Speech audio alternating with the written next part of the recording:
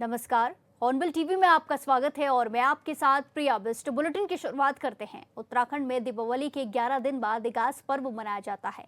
हर बार की तरह इस बार भी देवभूमि में सीएम आवास पर इगास पर्व धूमधाम से मनाया गया, जिसमें राज्यपाल, सीएम, सरकार के सारे कैबिनेट मंत्री, सांसद, विधायक के साथ ही सैकड़ों की संख्या में लोग शामिल हुए।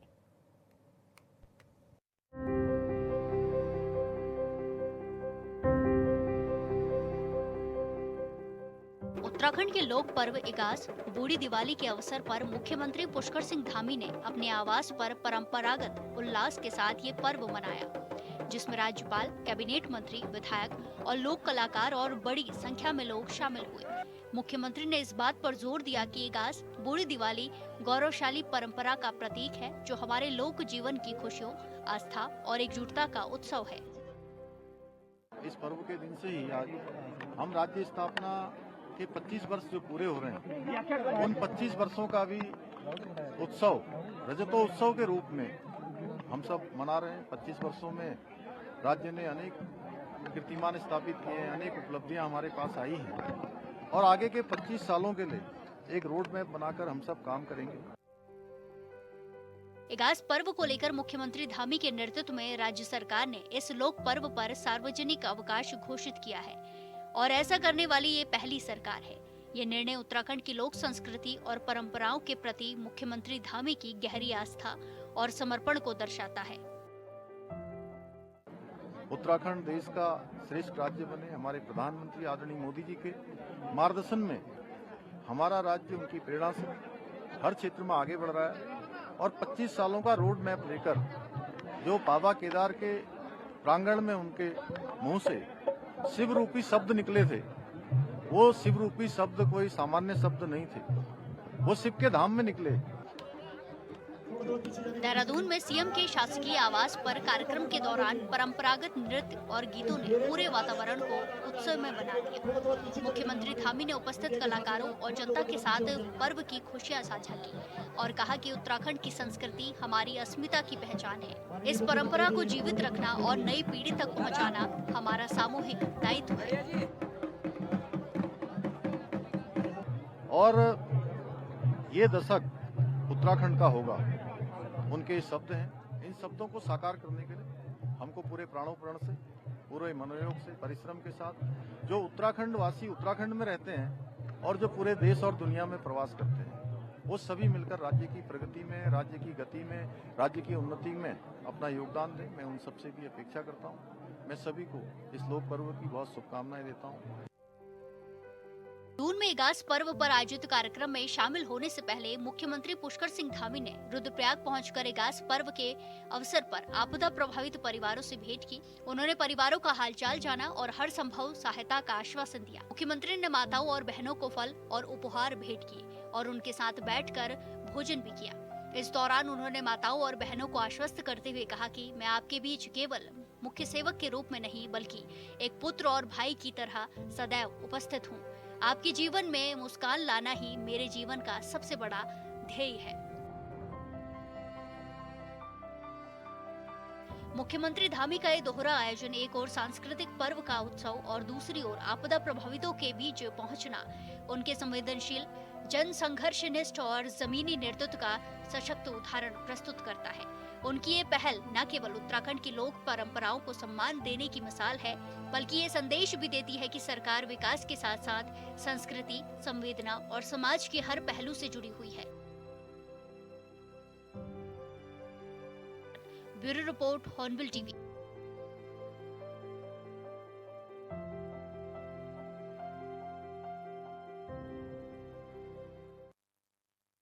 इसी के साथ खबरों में आगे बढ़ते हैं। राष्ट्रपति द्रौपदी मुर्मू का उत्तराखंड आगमन हो चुका है। सोमवार को राष्ट्रपति राज्य स्थापना के 25 साल पूरे होने के उपलक्ष्य में आयोजित विधानसभा के विशेष सत्र को संबोधित करेंगी।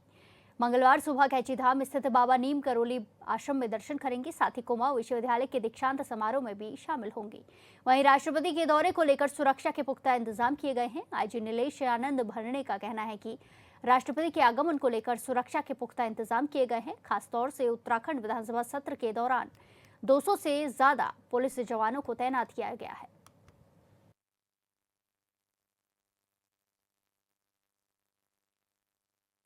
आज देहरादून में माननीय राष्ट्रपति महोदय का जो है भ्रमण कार्यक्रम है, जिसमें आज पातंजलि में जो है वो कार्यक्रम होना है। उस तत्पश्चात जो है उसके बाद देहरादून में जो है एक जो विधानसभा विशेष सत्र होना है, तो उसकी तैयारी भी चल रही है। इसमें जो सिक्योरिटी के लिए लेकर हमने सारे जितने इंतजामात है पूरे कर लिए गए। यहाँ पे जो है सारे पासेस दिलाने से लेके पार्किंग व्यवस्था और जो बहुत कड़ी व्यवस्था रहेगी विधानसभा को लेकर, तो जो अधिकृत व्यक्ति ही इसमें पास कर पाएंगे। उसके अलावा जो है जो विशेष सत्र के जो भी प्रोटोकॉल्स और बाकी जो चीज़ें होती है, गार्ड ऑफ ऑनर है और बाकी जो सुरक्षा में लगे जो जितने हमारे एसपी से लेकर ये करीब 200 से ज़्यादा कर्मचारी जो है विधानसभा क्षेत्र में तैनात किए गए हैं।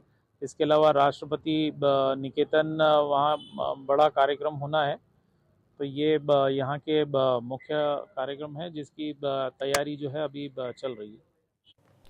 नैनीताल में राष्ट्रपति के दौरे को लेकर अपर पुलिस महानिदेशक की ओर से वीवीआईपी ड्यूटी में लगे सभी पुलिस बल की ब्रीफिंग की गई। सुरक्षा व्यवस्था को लेकर पूरे जिले में ड्रोन नो फ्लाइंग जोन घोषित किया गया है। नैनीताल हल्द्वानी मार्ग में चप्पे चप्पे पर पुलिस तैनात रहेगी। साथ ही सड़क किनारे स्टॉल और फूड वैन पर प्रतिबंध लगाया गया है। आपको बता दें कि सुरक्षा के मद्देनजर 7 SP, 7 ASP, 17 CO, 39 inspector, 250 SI, 1200 पुलिसकर्मी समेत fire, NDRF, SDRF, ATS, BDS, NSG की टीम तैनात की गई है। आपको बता दें कि राष्ट्रपति 3 नवंबर को नैनीताल के राजभवन पहुंचेंगे, जिसके बाद 4 नवंबर को वो नैनीताल के डीएसबी कॉलेज में कुमाऊं विश्वविद्यालय की ओर से आयोजित दीक्षांत समारोह कार्यक्रम में शिरकत करेंगे। इसके अलावा राष्ट्रपति कैंची धाम नीम करोली महाराज के दर्शन भी करने जाएंगी।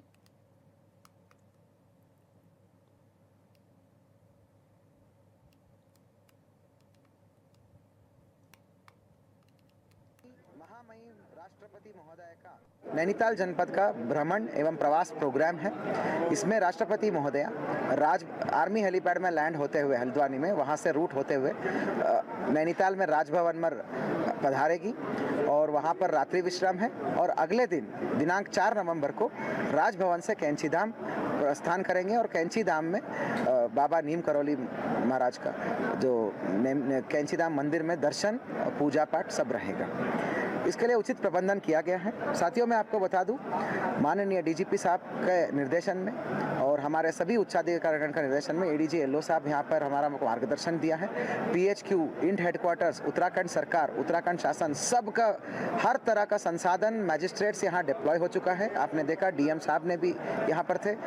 बहुत मतलब पर्याप्त संख्या में हमारा मैजिस्ट्रेट्स डिप्लॉय हो चुका है। कुल मिला के 7 एसपीस, 7 एडिशनल एसपीस, 17 सीओस, 39 इंस्पेक्टर्स और 250 से भी अधिक सब इंस्पेक्टर्स और जो है more than 1200 force, 4 company PSC, fire, SDRF, ATS, BDS और एनएसजी का टीम्स यहाँ पर लगी है। रूट का प्रबंधन किया गया है। ट्रैफिक का डाइवर्शंस हमने व्यवस्था कर लिया गया है।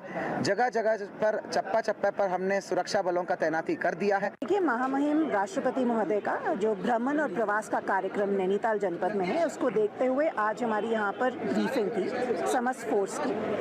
नैनीताल जनपद से जो एक रिक्वायरमेंट आया था फोर्स का, लगभग 1500 के करीब कार्मिकों की और अधिकारियों की आवश्यकता, वो हमने रेंज परिक्षेत्र के विभिन्न जनपदों से पूर्ति की है। साथ ही साथ पुलिस मुख्यालय द्वारा पीएसी के अधिकारी भी हमें यहाँ पर दिए गए हैं इस ड्यूटी के लिए, क्योंकि महामहिम राष्ट्रपति जी का रूट जो है वो हल्द्वानी से नैनीताल काफ़ी लंबा है, तो स्पेसिफिकली रूट पर और हम लोगों की सजगता सतर्कता की आवश्यकता है, जिसके लिए पुलिस विभाग के साथ साथ मैजिस्ट्रेट, साथ ही साथ फॉरेस्ट के ऑफिसर्स को भी डिप्लॉय किया गया है, जिससे कि रास्ते में अगर किसी भी प्रकार का स्ट्रे एनिमल हो तो वो भी हम लोग थोड़ा सा ध्यान रख सकें। साथ ही साथ जितने हमारे होटल्स हैं, जितने हमारे वेंडर्स और हॉकर्स हैं, उनका भी हम लोग वहाँ टूरिस्ट हैं या वहाँ पर बैठने वाले अन्य लोग हैं तो उनको भी हम विशेषकर चेक करने के पश्चात ही वहाँ पर खुलने दें। तो ये एक प्रयास है। साथ ही साथ अन्य व्यवस्थाओं का अगर मैं बात कहूँ तो जहाँ हमारा कम्युनिकेशन है, कम्युनिकेशन को सुदृढ़ किया गया है। जितने हमारे शैडो एरियाज़ थे,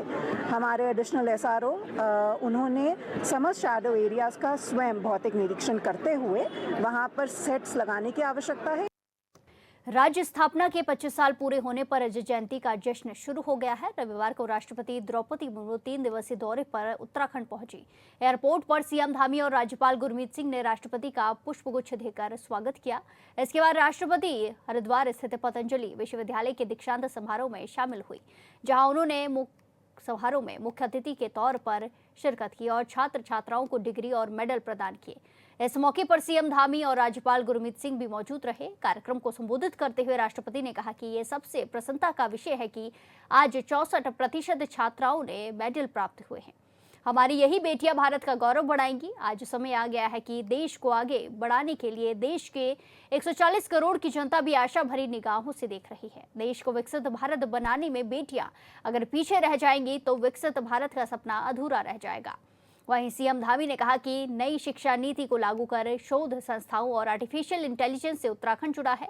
देहरादून में साइंस सिटी की स्थापना कर रिसर्च को बढ़ावा दे रहे हैं।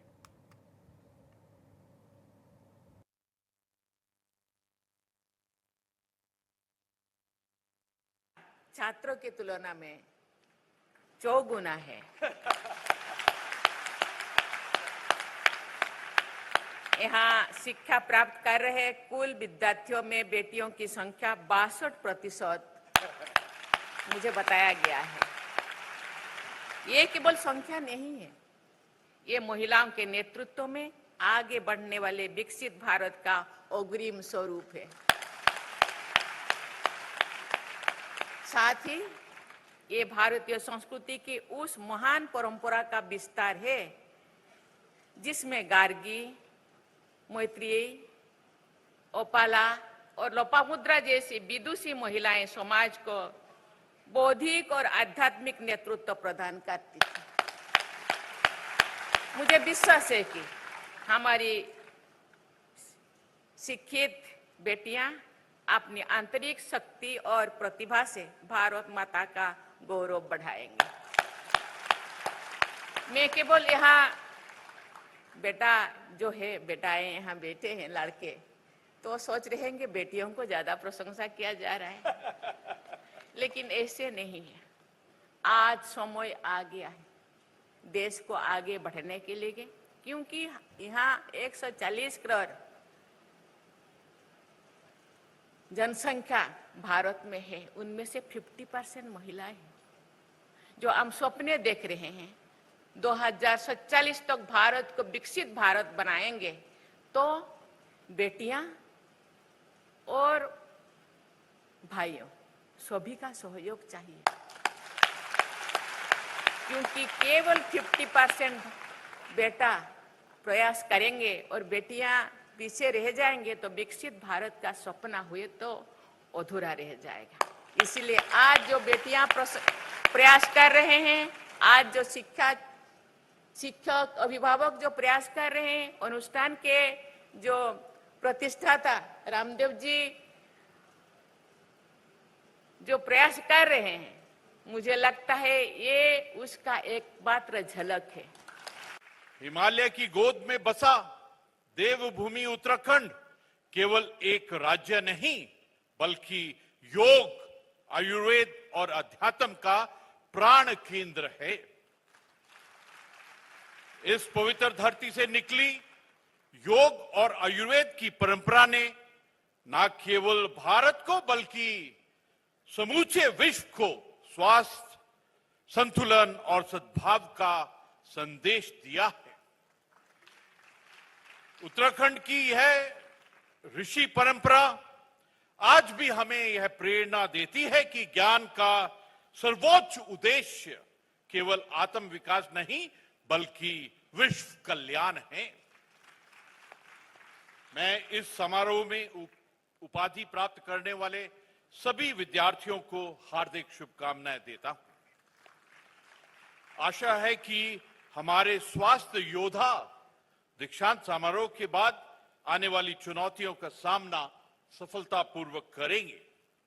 मुझे पूरा विश्वास है कि आज इस दीक्षांत समारोह में डिग्रियां लेने वाले विद्यार्थी अपने राष्ट्र, प्रदेश और समाज की उम्मीदों पर खरे उतरेंगे और आप अपनी शिक्षा, प्रतिभा एवं प्रशिक्षण का उपयोग मानव कल्याण के लिए करेंगे।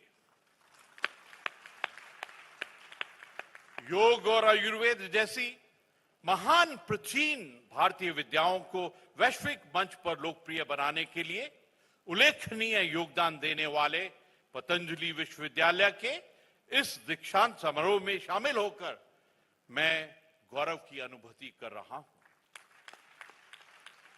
स्वामी रामदेव जी और आचार्य बालकृष्ण जी ने योग एवं आयुर्वेद को दुनिया भर में प्रसारित कर नई पहचान दी है और स्वदेशी के प्रचार प्रसार में विगत 25 वर्षों में अभूतपूर्व योगदान दिया है।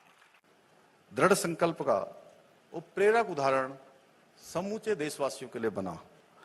आपके व्यक्तित्व में मातृत्व की ममता, जैसा पूज्य स्वामी जी ने अभी कहा, सेवा का संकल्प और राष्ट्र के प्रति अटूट समर्पण का अद्भुत संगम निहित है और ये हम सब उत्तराखंड वासियों का सौभाग्य है कि उत्तराखंड राज्य स्थापना के 25 वर्ष पूरे होने के ऐतिहासिक अवसर पर हमें आदरणीय राष्ट्रपति जी का सानिध्य और मार्गदर्शन प्राप्त हुआ है। इसके लिए मैं आदरणीय राष्ट्रपति जी का अपनी और समस्त उत्तराखंड वासियों की ओर से कोटि कोटि आभार व्यक्त करता हूं। प्रिय विद्यार्थियों, ये दीक्षांत समारोह आपके जीवन का एक महत्वपूर्ण पड़ाव है। ये केवल एक डिग्री प्राप्त करने का अवसर मात्र नहीं है, बल्कि आपके कठिन परिश्रम और समर्पण का प्रमाण है। आप आज से एक नई यात्रा पर निकल रहे हैं। जैसा पूज्य स्वामी जी ने कहा, मैं उसको दोहरा रहा हूं कि आज से एक नया अध्याय आपके जीवन का प्रारंभ हो रहा है, जहां आपकी शिक्षा और संस्कार एक शक्तिशाली और विकसित भारतवर्ष के निर्माण में महत्वपूर्ण योगदान देंगे। मैं आशा करता हूं आप अपने ज्ञान कौशल का उपयोग न केवल अपने बेहतर भविष्य बनाएंगे, बल्कि अपने परिवार की सुख समृद्धि और समाज के कल्याण में भी आप महत्वपूर्ण भूमिका निभाएंगे। भाइयों बहनों, आज योग ऋषि पूज्य स्वामी रामदेव जी के मार्गदर्शन में पतंजलि विश्वविद्यालय आधुनिक शिक्षा को भारतीय संस्कारों और परंपराओं से जोड़ने का अतुलनीय कार्य कर रहा है। उसकी जितनी प्रशंसा की जाए उतनी कम है। यहाँ विज्ञान और अध्यात्म का अद्वितीय संगम देखने को मिलता है, जहाँ विद्यार्थी केवल ज्ञान ही नहीं बल्कि भारतीय जीवन मूल्यों की शिक्षा भी प्राप्त करते हैं। पतंजलि विश्वविद्यालय वास्तव में भारत की प्राचीन गुरुकुल परंपरा की पुनर्स्थापना का जीवंत उदाहरण बन रहा है। इसी विश्वविद्यालय ने आधुनिक विज्ञान, भारतीय ज्ञान परंपरा के समन्वय से एक ऐसी शिक्षा पद्धति विकसित की है जिसमें योग, आयुर्वेद, विज्ञान और प्रौद्योगिकी को एक सूत्र में पिरोने का काम। इसी के साथ खबरों में आगे बढ़ते हैं। रुड़की में मां की डांट से नाराज होकर घर से निकली 3 नाबालिग बच्चियों को हरिद्वार पुलिस ने मात्र 24 घंटे के अंदर मथुरा से सकुशल बरामद कर लिया है। बताया गया कि बच्चियां घर से स्कूल जाने के बहाने निकली और रुड़की से होते हुए दिल्ली और फिर मथुरा पहुंच गई। पैसों की कमी के चलते वो मथुरा रेलवे स्टेशन पर बैठी मिली। एसएसपी प्रमेंद्र सिंह डोभाल ने बताया कि गंगनहर क्षेत्र निवासी महिला की 2 बेटियां और उनकी एक सहेली 31 अक्टूबर को लापता हो गई थी। त्वरित कार्रवाई में पुलिस टीम ने मैनुअल पुलिसिंग और इलेक्ट्रॉनिक सर्विलांस की मदद से 1 नवंबर को तीनों बच्चियों को मथुरा से सकुशल बरामद कर परिजनों के सुपुर्द कर दिया। वहीं कप्तान डोभाल ने इस उत्कृष्ट कार्य के लिए टीम को प्रशंसा पत्र देने की घोषणा की है।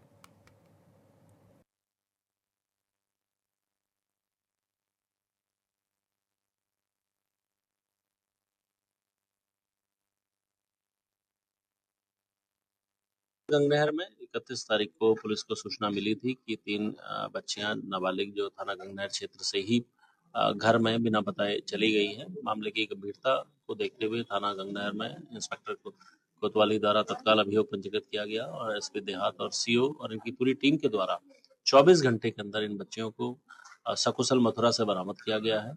इसमें जो इनसे प्रारंभिक पूछताछ हुई है उसमें ये बात बिल्कुल प्रकाश में आई है कि घर में जो माता पिता की डांट से थोड़ा ये परेशान थी, उसको लेते हुए ये लोग घर से निकली थी।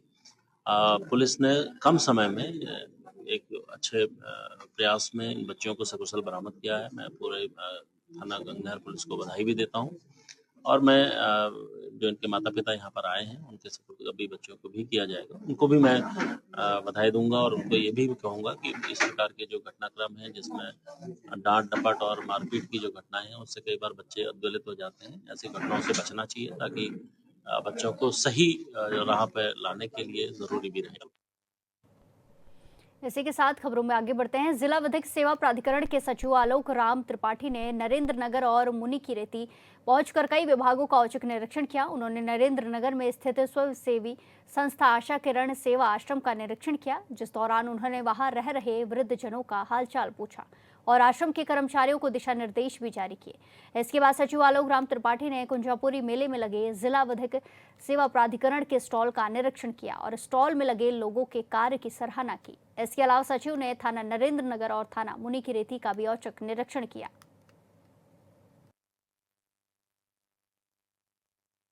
सबसे पहले तो मेरे द्वारा 49वीं महासिद्धपीठ कुंजापुरी मेले का वहाँ पे भ्रमण किया गया और उसमें हमारे जिला विधिक सेवा प्राधिकरण की ओर से भी स्टॉल लगाया गया है जहाँ पे लोगों को कानूनी जानकारियाँ दी जाती हैं। इसके अलावा विभिन्न स्वयं सहायता समूहों के स्टॉल का हमारे द्वारा विजिट किया गया। आयुष विभाग की ओर से स्टॉल्स लगाया गया उनका और मेन उद्देश्य हमारा था कि हम मेले में पहुंच के जो विधिक सेवा प्राधिकरण की ओर से जो हमारे स्टॉल लगाया गया है उसका निरीक्षण करें और वहाँ पे जो आम जनता आती है किसी प्रकार की कानूनी सहायता के लिए तो हम उनकी सहायता कर पाए। और उसके पश्चात अभी मैं आया हूँ आशा किरण जो हमारा ये वृद्धाश्रम है नरेंद्र नगर में ही, यहाँ पे भी मैं विजिट करने आया हूँ। यहाँ पे अभी वर्तमान में 5 जो हमारे वृद्धजन है वो निवास कर रहे हैं। एक प्रकट प्रकाश में आया है, यहाँ पे एक वृद्धजन है श्री भंडारी जी, तो ऐसा जानकारी में आया है कि इनके पिता स्वतंत्रता संग्राम सेनानी रह चुके हैं और उस स्वतंत्रता संग्राम सेनानी होने के कारण उनको जो उनके आश्रित को जो लाभ मिलना चाहिए जो वो उनको नहीं मिल पा रहा है। तो इनके पास कुछ दस्तावेज प्राप्त हुए हैं जो हमने नोट कर लिए हैं, अपने पास ले लिए हैं। पौड़ी के रहने वाले हैं ऐसा बताया जा रहा है, तो मैं प्रयास करता हूँ कि वहाँ पौड़ी में जो हमारा विधिक सेवा प्राधिकरण है और वहाँ संपर्क करके और इनकी पेंशन के संबंध में कार्रवाई की जाए। इस बुलेटिन में फिलहाल के लिए इतना ही। बाकी तमाम खबरों के लिए देखते रहिए हॉर्नबिल टीवी। नमस्कार।